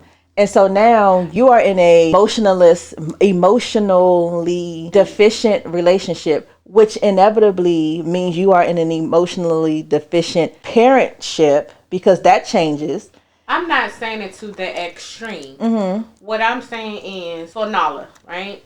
I'm going to tell my daughter, before you get emotionally attached to a person, can he live up to the lifestyle that I have shown you, that you are used to having? If he can't, then don't connect that emotional attachment to him, because this is what you're used to. It's always going to be a lack. It's always going to be, even if you're emotionally attached to him, a part of you that is not going to be able to be fulfilled. So I'm saying, this is what I'm saying. I'm not saying, oh, I'm going after this person's money and don't want no emotional attachment to it. But we know in a marriage, we know in a relationship, you jump in and out of love with each other. You, as the years go in a real marriage, you didn't fall in love 4 or 5 different times. And it's times where you've been in a situation where you don't even like each other, but you're in that moment. You jump in and out of like. I think you always love that person. No, but I jump out of love. Oh my God. because love is emotion, right? It's a feeling. It's very powerful. If I ain't liking you, I can't be head over heels in love with you. That full passion. I can care about you. I can want nothing but the best for you. But to be, when I mean like in love, I gotta like you. And it's okay. I think your parents care about, when you're a baby, you look at your kids when they're a baby, you in love. You smelling them. Oh my gosh. But as they grow up. But my love never has changed.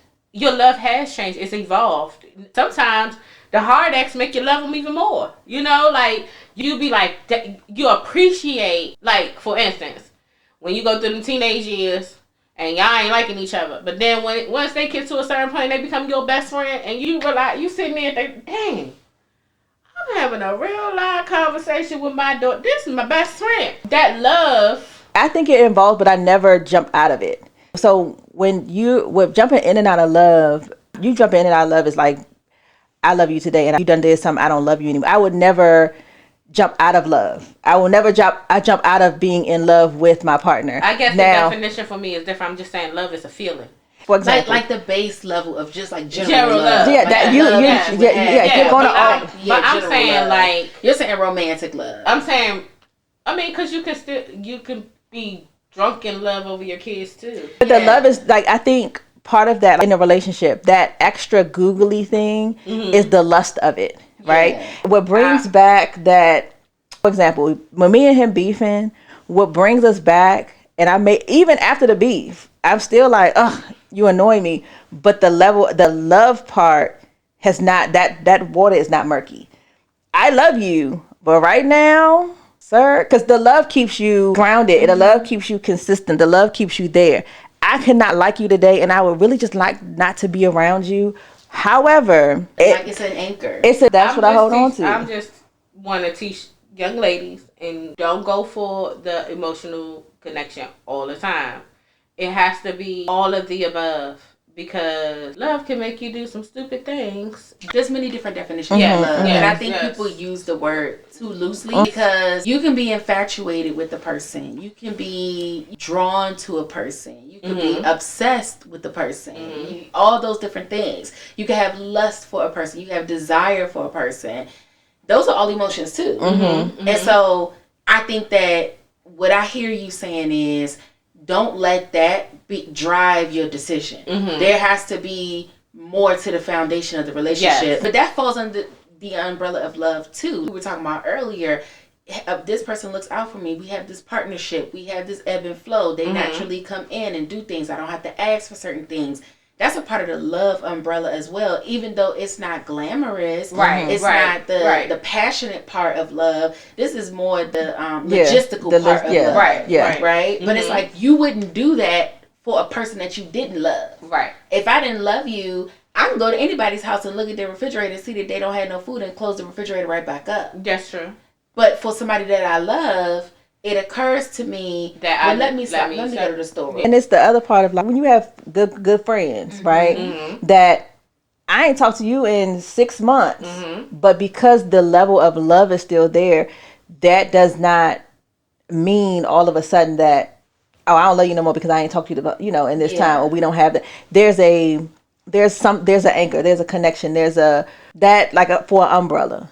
There's that love there. And then all of those things that run off is everything else. The lust can run off. The this can run off. The friendship. That's what every time you go to think, well, how do you get back to that? Where's the love that was there? Do you still love that? Yeah, I still love that person. I still, but right now it's nothing that's like, you're not drawing me to you, but I can still do these certain things because the love is still there. I can still show up even though I don't really want to be here, because there's something inside of me that's saying, but that would hurt this person's feelings. That's that connection. So a question, because y'all both you're married and y'all both in committed relationships. Because I'm not in a relationship right now, I've come to this point where it's just stuff that I'm just not willing. Maybe because I'm not in that love mentality, or it's just stuff that I'm just not willing to give up. And also it's from my own personal relationships, but also what I see in the world. And I'm just like, what keeps women when they in that is the fear. I guess I'm at a point where, like you said, if I don't get what I need, I'm just going to be by myself. And I'm okay with that. It would be different if I was in a relationship. I think it's two types of women. I think it's two camps. I think you have the category of women that just want to be in a relationship to be in a relationship. And so when things go wrong and with their person, and when they're dealing with a lot of bullshit and just taking it on the chin, I think it's the fear of not being in a relationship that keeps them there, right? And I have been that woman. I will say I have been that woman. Same. I've been there, right? But then I think on the other side of the camp, there is what people don't see. And that had, for whatever reason, because every woman's different, but that has value to her. So on the outside, it may look like, well, he not doing this, well, he not doing that, whatever he may not be doing that people see, and that she is acknowledging herself that he's not doing. But underneath of that, there's some things that he is doing that makes it worth it for her. I'll put up with all the bullshit because, for just using this as a random example, I'll put up with all the bullshit because he's paying all the bills. I'm on his insurance.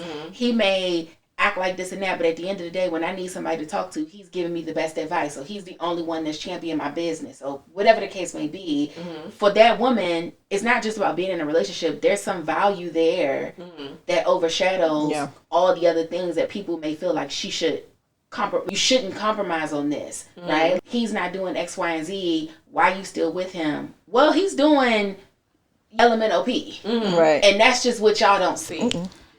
I don't know, Kendra. How would you feel? And then I got one more question. I would agree, and I think the other thing is, which I say with everything, we can only put on a list of how wide our minds is, right? So for God, I'll say this: like if you never experienced more.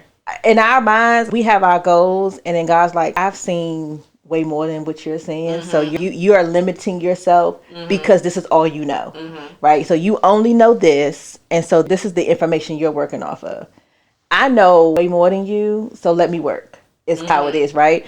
So for me, I've been like, I've had my list, I this, that, and the fourth, but there are some things emotionally that I didn't know that I needed in the space that I needed that I learned in this relationship. And each person that you are in a relationship with is going to give you something different. When you are in a relationship with just yourself, you are going to give yourself all the things that you think that you need from yourself, right?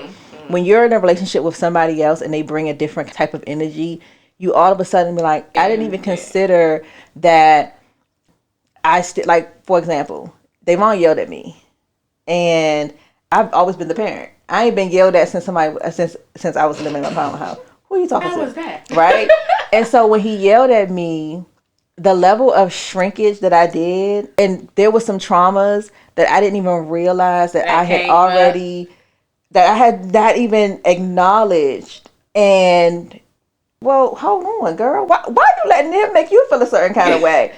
And then, of course, he saw, and the thing is, this is what happens when you in that relationship. He saw and was like, no, I done did something. Because she ain't never closed like that. And I was like, I'm sorry. But in my mind, I'm also like, you are about to be 40 years old, and you letting somebody yell at you, shut you down like that. There's some work. At this point, you would never know that you needed to work on that. Right. If it's just you, exactly. And pull that out. And I think that's when it starts to change of my wants to the actual, oh no, I needed to deal with this, or I needed, so I can grow. Yes, because you will, if you only stick to your thought process, you cannot grow from that, because that's your thought. If somebody comes to you and says, I check all of these things, and they do exactly what you want, you will be missing out because you don't know what you're missing out on. Right. I'm not saying you answered that question. All right. Another question. And this is a big one. Oh, yeah, I'm going to have to put y'all little brains on. Let me take a sip. Take a sip. Okay. So it's a two-part. How do you feel about men that are in love with women, but because it is not the ideal person or societal image, but everything in their being, everything in the they love her dirty draws, but they cannot express it or move forward because of the image, right? So this is where the two-part is, where you have these men in relationships and married to women that they hate, or they might be infatuated with, because they meet this image, but they still in love with their best friend that they met in 5th grade, and for that situation, it's a two-part. Wait, Kendra. I thought that was the second part. I was confused. Okay. The second part was, if you know that someone is you feel like that's your person, but the whole world, when I mean the whole world, even the little ants, it's against it. It's against it. How would you, because they might not be a good person in other people's eyes, right? But you might think that's your soulmate. How would you deal with that situation? So it's a two-part. So go ahead, answer. For the first part, for me, because we focused it on the man, and either woman. Because women really don't. Am I the woman that he's in love with, but I don't fit the social standard? You can take it either way. Okay. You can answer the question either way, in the perspective of the woman he loves or the woman he married. Well, I think for either one, that's not their issue to deal with, and that And this is a good example for me because as a bigger girl, I have dealt with that, where dudes would be like, oh, I ain't never dated a... Then don't do it with me. I ain't not the experiment. But don't let me be. But you so cool and you so... But the thing about it is, you're still under a mindset where this is not acceptable for you, and you're not going to emotionally abuse me. Yes. Because you don't know your own self-worth or self-value, right? Yes, So yes. And for either woman, that work is on him. And if I happen to be witness to it, the only thing I can do is just say, before we can have anything, you're a great guy. I think we could really work. But before we can have anything, you got to do that work. Because you're not going to drag my self-esteem down because you don't want to be seen with me. You know, like, you have to do that work. And then, so I don't know. I don't know for the guy. I don't know how he would deal with that other than facing his own demons, figuring out why he feels the way he feels, and maybe even questioning his internal conflict. You're in love with somebody, but you don't want to be in public with them, or you don't want to, they're socially, they don't meet the standard, whatever the case may be. That's for him to deal with. You're having this internal conflict. And so what do you want me to do? Be with you in secret so that you don't have to deal with it? I'm not going to do that. And so if there's a soulmate who I feel like, well, I know that's my soulmate, but everybody else, so I'll stick with the same scenario. If that guy is my soulmate, and because of how he moves socially, people would have an issue with me. Like, say it's a guy that's really fat phobic and has really said harmful things. And so me being with him, everybody would look at me and be like, why are you with this nigga? Do you know what he thinks about women like you? For me, I would have to check my own integrity. Even though I know this is my soulmate, and even though... Could you give up your soulmate? Would you be able to be this, I can't be with that person, he's not... Me, personally, yes. Because I had my own issues with intimacy and getting close to people, and a part of that, I have to sacrifice my social... If I have to sacrifice my values, my social life, my perspective, my community, if I have to sacrifice all of that just to be with my soulmate, I would sacrifice my soulmate first. I would. Because for me, my life outside of my relationship is just as important as my relationship. And I wouldn't be able to survive on just me and him. I need my community. My integrity means a lot to me. I can't be out here being my confident self and then dealing with a nigga that's fat phobic. I wouldn't be able to sleep with I wouldn't be able to confront my own self. I would start questioning, like, what is up with you? To where you feel like you gotta be with this dude and he goes against everything you stand for. I'm just gonna be unhappy then. I know you're the one for me, but I can't do it like that. It just wouldn't. I don't think I could do it. Okay, so the first question. Okay, so in that dynamic, I'm a girl's girl. So if I now this is twofold, because if I don't know about it, I mean, it's nothing else that I really can do about it. But if it's a community and he has a wife, and I know that he is saying slick shit, doing a little too much. Oh, let's say in your situation, let's say he has this white wife, but girl, don't you do that? But I'm hot. But he in love with this black girl. And he done married this white woman. And she fits the social standards and everything. But he in love with you, and he wants to be with you. And he will be called out all day long. And you would tell her? Yes. Yes. Yes. Yes. In his face. In his face. You love me. I'm like, first of all, first and foremost, if this is how you feel that you need to, if that's what you want, baby, go off. I am not, first of all, I'm nobody's secret. Ugh. And then you have some self-searching that you need to do, and that's your business. I'm calling sister girl, like, and I'm gonna tell her, the whole family. It's your business if you want to stay with this.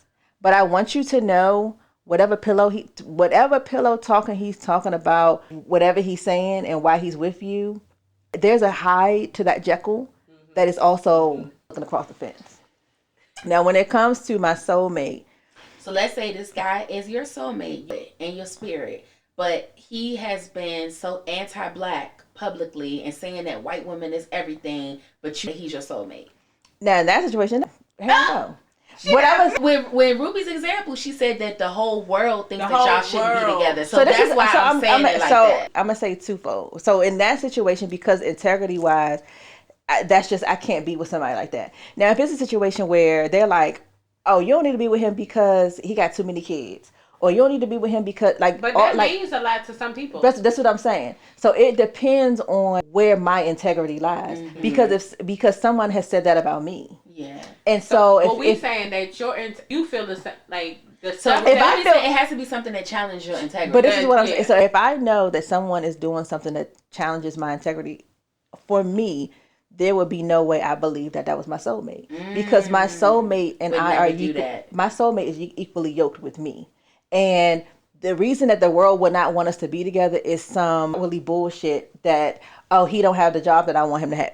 If I know that the person that God's going to send for me is going to love me through and through, outside and inside. He may be doing some bullshit that the world, he still live with his mama. He this, that, and the fourth. He did. Why are you with this man? Well, when it comes down to how I feel and what he does for me and what he does for my children and how he brings this, if he's done all of the things, because I'm the only one that has to do this. I've had this conversation with LaToya about my Davon's grandfather, and a lot of people don't really rock with his wife.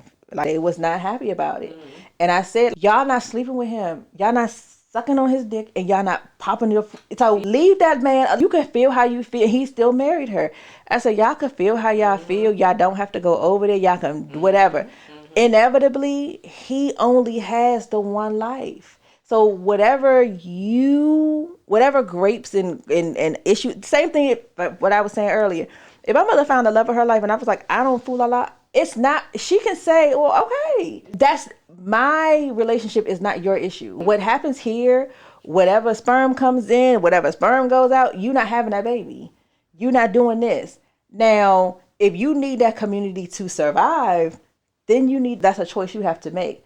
But if it's, I pay my own bill, and this is has been my mindset for a long time. If I'm paying my own bills and paying my own mortgage, it's not for you to say what goes on in my house. You can feel how you feel. I think you deserve better. I think you deserve $1 million. Unfortunately, we are where we are. Both have. So you're either going to love me up close or love me from a distance. Either way, I have to learn this lesson. Even if it's a lesson of a hard lesson. I mean, now, once you start doing stuff that is integrity wise, now you saying that makes me think, what if being with you, or what if this person being in love with you is the catalyst that God is using to change, like, so in my example, y'all going like, because now I'm thinking, okay, before you put that that question is the same question. Why you say that? The question that y'all answered completely different. You both answered the question the opposite. You answered the first question saying, that's his problem. I ain't got nothing to do with that. Mm-hmm. But the second one, you said, I ain't dating him because I need my community. You said, yes, I'm a girl's girl. I'm a girl's girl. I'm going to blow the spot up. Yes. Right? Yes. And then, but when it comes to my man, that's my man. But then you dating the soulmate, regardless of what the world thinks. Yes. Okay. They both are the same question, because the guy, that's how he thinks. He thinks that the image that society has put on him, he thinks that the world rejects it. So how you say you would not do it because of your community, he feels that same way. If I date this particular person, then I'm going to be rejected from my community, and I need to survive. So that's why I'm going to go down this road and marry this person that's acceptable, even though I know my soulmate is that. Whereas Kendra is like, you ain't going to be happy because I'm blowing your spot up. And then on the other hand, you like, we going to be isolated from the world and everybody else. Yes. But it's the, I told y'all to ask y'all that question because it seemed totally different, but it's the same question. It's the same question, just reworded in a different scenario. And you're being like, in one question you are on the offense, and then the other question you are on the defense. But y'all answered, it's so weird. We answered the question totally different both times. That is I guess now bring your spot. I'm sorry. Well, no. Bring your spot. So what she was about to say, I was like, what I was gonna say was that's what changed the questions. What maybe like so sticking with what you were saying, like okay, you know, let's say he is anti-black, and you know he's thinking that white women are everything, and to Ruby's point, that is his community, right? He's amongst all these other guys that feel the same way he feels. So if he bring this black girl into his life, even though he's black, it's still he's gonna lose his friends that he has, right? But my thought was, well, if that let's go with the premise that is your soulmate, even though y'all not aligned, right? Maybe that is your soulmate because the catalyst of love is the thing that is going to push him to come up out of that. But even with me asking that question, I still kind of be feeling like that's not our job. You ain't going. You know what? I was going to say this earlier. I was listening to, it was a TikTok, and this guy was talking about the basically not the plight of a black woman, but he basically he was saying, the lady was like, why is it that for black women or women they have to? Well, no, it was specifically black women that. Because she was like, why are you coming over here? You don't have all of your emotion and stuff like that. So you come and drain me, and then to get yourself to where you need to be, and then you go out into this world, and now you with somebody else. And he had the audacity, which I think is a lot of thinking, but people don't say it out loud. He was like, that is just going to be the plight of the black woman. He was like, for black men, we know where soft is. We know where home is. We know where we can go and get a home cooked meal. We know we can get words spoken into us so where we can go out here and survive and to thrive and stuff like that. And we know where that is. We have black mothers. We know where we can get it from. So we're going to get it from the source. He said, and that is going to always be, that's going to be the plight of the black woman. And I said, I'll be damned. But because to hear it out loud and to know that we have been trained generation after generation emotionally abused is what I would call it. It's so, and the thing is, we have our cups overflow so much that we can talk life into each other, ways that as women, as black women, that I don't know if other communities actually do. And so when we are going through things and a breakup and we call our girlfriends, and that we have such a strong I think we do that we have each other for that too. We do that to each other. And I think that people know that, like, oh, she gonna just go, and that's what she gonna just go hang with her girlfriends. They gonna go on a girls trip. She gonna come back. She gonna be better. Oh, you wanna go with you should go to dinner with your girlfriends. But you still we pouring energy from each other. It's just an energy thing. If they say that we are the creator, and I know, but it's so not. It's sad. It's unfortunate. Sad. And to know that, I think it reminds me of how they talk about like the black dollar, right? That we create the most, we build the businesses, we do the things, especially in like the hair community, all of that. But we allow our dollars outside to other people. And I think as black women, we do that to our emotions. And we, instead of always keeping it in-house, we giving it to people. And those people, instead of doing the right thing and keeping it in-house, they take what we have taught, what we have given, what we have brought up, and how to save money and how to do this. And now you go into, your mother is the one who made sure she was at all the football games. She was always at she was working 2 jobs. But then after she's poured into you, all of your sisters have poured into you, your cousins have poured into you. You take all of that and send it to another community. But that's because, like you say, our community, we are accepting of where you are. I think it go back from us watching it in the church, right? Because in our community, when you ain't got your stuff together, you be like, you better go pray, right? So we've learned from foundation that if you're broken, we're gonna open our arms. There is no other. I don't see it. Let me say in my experience, because I don't want to quote something as a fact.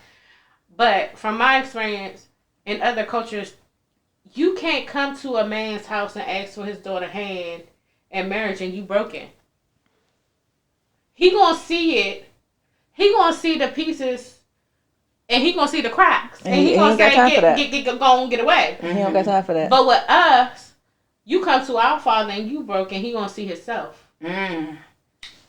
Okay. And he's gonna say, my daughter is prepared. I wish somebody would have gave me a chance. Yes. And my daughter is prepared. Because she watched me get my pieces fixed. But that's not fair to your daughter, right?